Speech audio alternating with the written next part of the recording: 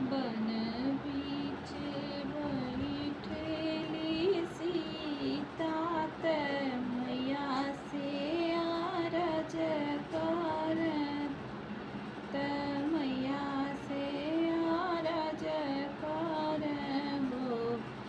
मैया जितिया बरत बड़ा पावन त बहुत सुहावन हो मैया जितिया बरत बड़ा पावन त बहुत सुहावन हो मैया हमहु जे भूखबै जितिया त करबै बरतिया न हो मैया हमहु जे भूखबै जितिया त करबै बरतिया न हो हँसी हँसी पूछबो न तपसी सुनहु मोरी सीता सुनहु मोरी सीता न हो सीता केकरे खातिर भूखबू तू जितिया त करबू बरतिया न हो सीता केकरे खातिर भूखबू तू जितिया त करबू बरतिया न हो सीता के कराही लगबू चरनिया त के करे सरनिया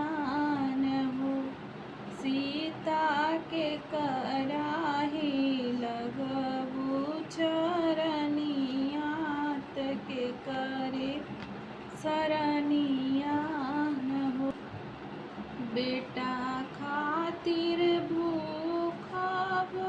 जितिया त रखब बरतिया त रखब बरतिया न हो मैया बेटी खातिर मंगब आशीष त लगब चरनिया न हो मैया बेटी खातिर मंगब आशीष त लगब चरनिया न हो बेटा खातिर भूखब जितिया त रखब बरतिया त रखब बरतिया न हो मैया बेटी खातिर मंगब आशीष त लगब चरनिया न हो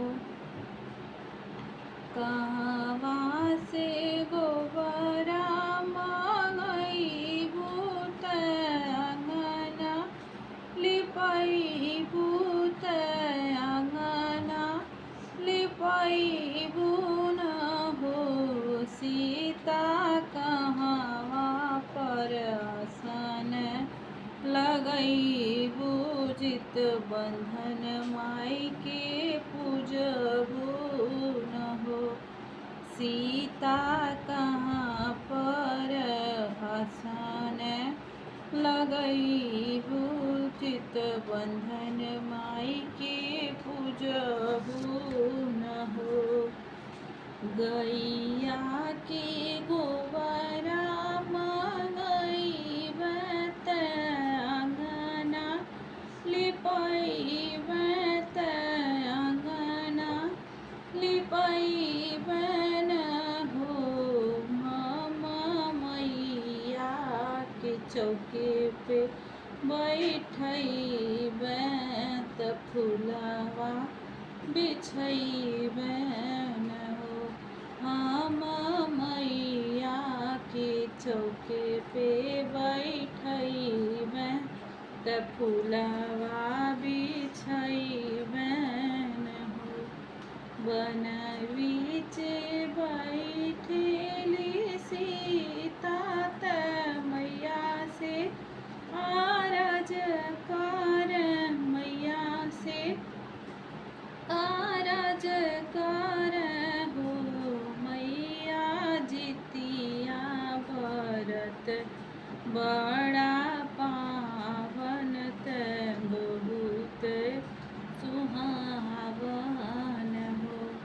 मैया जितिया व्रत बड़ा पावन त बहुत सुहावन हो। मैया हमहु जे भूखबे ई जितिया त करबे बरतिया हो। मैया हमहु जे भूखबे ई जितिया